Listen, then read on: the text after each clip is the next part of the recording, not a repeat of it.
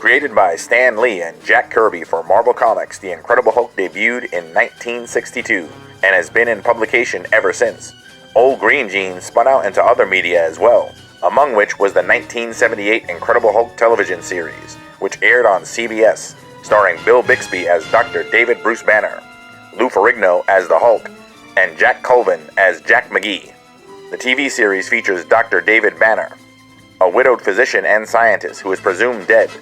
Following an accident that altered his cells, in times of extreme anger and stress, he transforms into a huge, savage, incredibly strong, green-skinned Goliath, who has been named the Hulk. He travels across America under assumed names, and he finds himself in positions where he helps people in trouble, despite his terrible secret. Unlike the preceding series, which was produced by Universal, The Incredible Hulk made-for-television movie was produced by New World. The studio owned Marvel at the time, and Bill Bixby's production outfit, which in association with NBC, took over the Hulk television franchise from former broadcaster CBS. Bill Bixby recruited Nicholas Cora, who wrote and directed many episodes of the Incredible Hulk television series, to write and direct The Incredible Hulk Returns. Stan Lee was involved in the production as a creative consultant. The Incredible Hulk Returns made its television debut in May of 1988 and was a rating success. Mad About Superheroes presents The Incredible Hulk Returns Retro Review. Dr. David Banner has been working at the Joshua Lambert Research Institute, where he leads a team of scientists in putting the final touches on the Gamma Transponder, a device that he hopes will cure him from his transformations into the Hulk. He hasn't transformed into the Hulk in 2 years since he met Maggie Shaw, with whom he's become romantically involved with. Unfortunately, David is recognized by a former student of his named Donald Blake.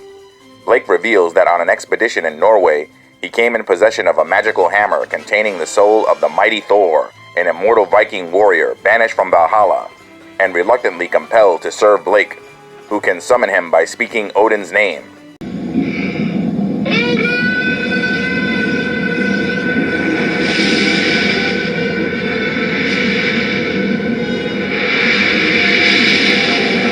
Thor is summoned, and clumsily he angers Banner until he turns into the Hulk. The two brutes clash. I think I made him angry.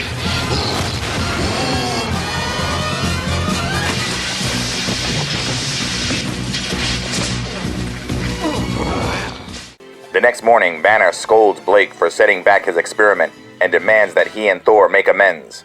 Journalist Jack McGee hears of sightings of the Hulk and attempts to track him down. Meanwhile, Thor bonds with Blake at a bar, briefly entertaining the idea of the possibility of Thor using his powers to fight crime. A Cajun gang outside the Joshua Lambert Institute seek to kidnap Banner and acquire the transponder, but the Hulk intervenes and effortlessly dispatches them. The mob leader targets Dr. Shaw instead of Banner, and mob members disguised as police officers ambush Banner and Shaw and kidnap Shaw, despite the combined efforts of the Hulk and Thor. The mob leader blackmails Banner into handing over the transponder in return for Shaw's life. Banner sabotages the transponder so it cannot be used as a weapon, removing his chance of a cure. Hulk, Blake, and Thor ambush the mob's hideout and fight a gang of gunmen to rescue Shaw. McGee is once again the subject of ridicule for his obsession with the Hulk. Blake and Banner both agree that Shaw has likely figured out that Banner is the Hulk, while Thor and Blake, now at peace with each other, say their goodbyes to Banner.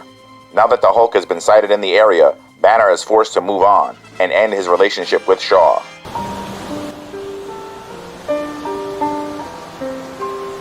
The Incredible Hulk Returns television film acted as a backdoor pilot for an unproduced television series featuring Thor, another Marvel Comics character created by Stan Lee and Jack Kirby, based on Norse mythology.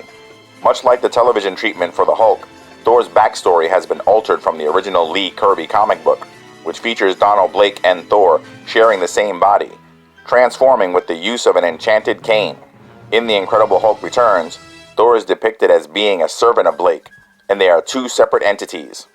Thor is neither Asgardian nor a god, and is instead depicted as a long-dead Viking king who was denied access to Valhalla for the sin of arrogance, for which he must perform a number of heroic acts. Thor's powers are heavily limited in comparison to the Marvel Comics version. Though he has superhuman strength, he cannot fly or control the weather, and his hammer is not restricted by the worthiness enchantment from the comics. The hammer itself, not named Mjolnir, is used to summon Thor into the mortal world.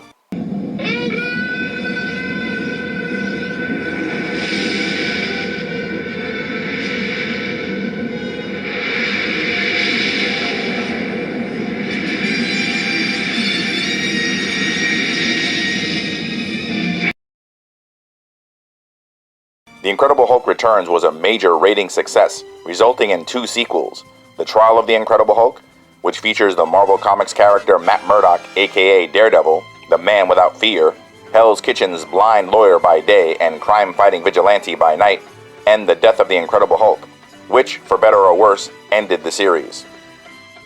Kenneth Johnson, the creator of the 1978 series, said that Bill Bixby was his only choice to play the part of Dr. David Banner. Although reportedly when Bixby was offered the role, he declined it, until he read the script and discussed it with Johnson. The success of the pilot, coupled with the theatrical releases of the film in Europe, convinced CBS to turn it into a weekly series. The original Incredible Hulk television series lasted 5 seasons. A great deal of its success was due to Bill Bixby's incredible performance as David Banner. Bixby appeared on many television shows before and after the Incredible Hulk series. He also played more than a few parts on the big screen as well, including 2 films starring the King of Rock and Roll, Elvis Presley. Bixby had a career behind the camera as well. He directed several episodes of the 80s comedy series Sledgehammer, a personal favorite. The Incredible Hulk Returns effectively picks up the series from where it left off, and Bill Bixby and Lou Ferrigno own their respective roles as David Banner and the Hulk. Ferrigno's physique is as impressive as ever and effectively slips right back into his role as the green-skinned Goliath. Jack Colvin gives a stellar performance in his reprisal as Jack McGee, and newcomers to the series, Steve Levitt as Donald Blake and Eric Kramer as Thor, add some comedic flair to the production. Lee Purcell is good as David's love interest, but the romance between her and David takes a back seat to the superhero action, and her character serves as the cliché damsel in distress, a common trope of the era.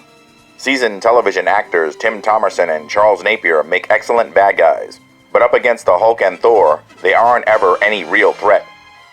A supervillain from either Hulk or Thor's rogues gallery pulling the strings would have been preferable, such as the Leader or the Enchantress. A Thor TV series in the late 80s, early 90s could have been cool, while the 70s and early 80s Incredible Hulk TV series tried their best to keep things grounded and focus more on the dramatic side of the series. The made-for-TV movie leans more into the fantasy sci-fi elements of the Marvel Comics. A Thor TV series with the premise set up in The Incredible Hulk Returns had potential, but unfortunately, a full series never came to fruition. The early 80s Spider-Man and His Amazing Friends cartoon series also tried to spin Thor off into his own cartoon series, but alas, it was also not meant to be. Overall, The Incredible Hulk Returns is a heck of a lot of fun and a nostalgia trigger to an era where there was so little superhero content that you kinda had to take what you could get. And The Incredible Hulk Returns ain't half bad. I hope you've enjoyed this retro review of The Incredible Hulk Returns. Thanks for letting your geek flag fly with Mad About Superheroes.